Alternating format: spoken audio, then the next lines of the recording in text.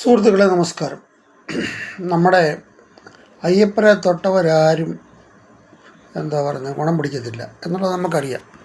അപ്പോൾ പത്തനംതിട്ടക്കാർക്ക് അയ്യപ്പൻ്റെ ശക്തി അറിയാവുന്ന കാര്യമാണ്.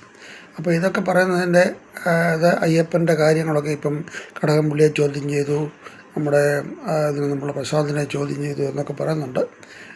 എന്നിട്ട് ഈ മാപ്രകളൊന്നും അറിഞ്ഞുമില്ല, രഹസ്യമായിട്ടാണ് ചോദ്യം ചെയ്തത്. കാര്യം അറിഞ്ഞു കഴിഞ്ഞാൽ നാണക്കേടല്ലേ. അപ്പോൾ ചോദ്യം ചെയ്തവർക്ക് ഏകദേശം അറസ്റ്റിലുമായിട്ടുണ്ട്. അപ്പം മിക്കവാറും കടകംപള്ളിക്കാണ് അടുത്ത ചാൻസ്. അപ്പം ഞാനിത് പറയാൻ ഉദ്ദേശിക്കുന്നത്, കടകംപള്ളിയുടെ മന്ത്രി ആയിരിക്കുമ്പം ആണ് പത്മകുമാർ ദേവസ്വം ബോർഡ് മെമ്പറായിട്ടിരുന്നത്. ഈ പത്മകുമാർ ദേവസ്വം ബോർഡ് മെമ്പറായിട്ടിരിക്കുമ്പം അദ്ദേഹത്തിനോട് മറ്റ് 2 പേരും ഉണ്ടായിരുന്നു. അതിലൊരാളാണ് ഇന്ന് അറസ്റ്റ് സ്വീകരിച്ചിരിക്കുന്നത്. പുള്ളിയെ മുൻകൂർ ജാമ്യാപേക്ഷ കൊടുത്തിട്ടുണ്ടായിരുന്നു. ആ പുള്ളിക്ക് തന്നെ ഒരു കോൺഫിഡൻസ് ഇല്ല, ഇത് കിട്ടുമില്ല. അതുകൊണ്ട് പുള്ളി തന്നെ പോയി പോലീസ് സ്റ്റേഷനിൽ പോയി അറസ്റ്റ് അടിയറ വെച്ചു. അങ്ങനെ പോയി. പിന്നെ ഒരാളുള്ളത് ശങ്കർദാസ് എന്ന് പറയുന്നത്, അദ്ദേഹത്തിൻ്റെ മകനാണെങ്കിൽ കേരള പോലീസിലെ ഒരു ഉന്നത ഉദ്യോഗസ്ഥനാണ്. അത് കാരണം അദ്ദേഹത്തിനെ തൊടാനായിട്ട് എല്ലാവർക്കും പേടിയെ എന്ന് പറഞ്ഞു കഴിഞ്ഞാൽ മറ്റുള്ള പല കാര്യങ്ങൾ പറഞ്ഞുകൊണ്ട് അങ്ങേർക്ക് വയ്യാതിരിക്കുക, ആശുപത്രിയില്ല എന്നൊക്കെ പറഞ്ഞ് പുള്ളിയെ അറസ്റ്റ് ചെയ്യാതിരിക്കുക.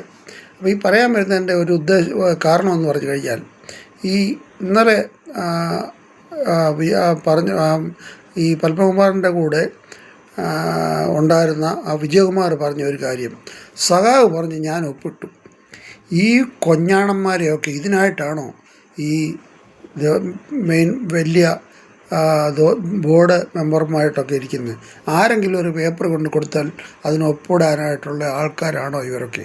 അതിപ്പോൾ പണ്ട് നമ്മുടെ ശിവശങ്കർ പറഞ്ഞിട്ടുണ്ട്, ഒരു ടിഷ്യൂ പേപ്പർ കൊണ്ട് കൊടുത്താൽ ഒപ്പിടുന്ന ഒരു മുഖ്യമന്ത്രിയായിരുന്ന ആളായിരുന്നു നമ്മുടെ വിജയനെന്ന്.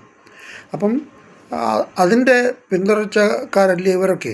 അപ്പോൾ ഇയാൾ പറയുന്നത്, സഖാവ് പറഞ്ഞ് ഞാൻ ഒപ്പിട്ട്, ഞാനൊന്നും വായിച്ചിട്ടില്ലെന്ന്. ഇയാൾക്ക് നാണമുണ്ടോ? ഇയാൾക്കെന്നല്ല, ഇവിടെ ഇപ്പം ഇങ്ങനെയുള്ളവരെയൊക്കെയാണ് ഈ ഭരണ സ്ഥിരാകേന്ദ്രത്തിൽ ഇരുത്തിയിരിക്കുന്നത്. പറഞ്ഞു കഴിഞ്ഞാൽ ഒപ്പിടും. അങ്ങനെയുള്ളവരെ ഇരുത്തിയിരിക്കുകയാണ്. ഇത്രയും പറഞ്ഞുകൊണ്ട് ഉപസംഹരിക്കുന്നു. നന്ദി, നമസ്കാരം, ജയ് ഹിന്ദ്.